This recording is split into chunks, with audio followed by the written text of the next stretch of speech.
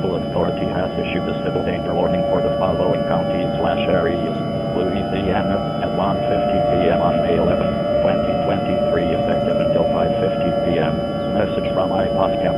Please leave the area. The area is no longer safe due to the deadly creature released there. It is also believed to release nuclear energy.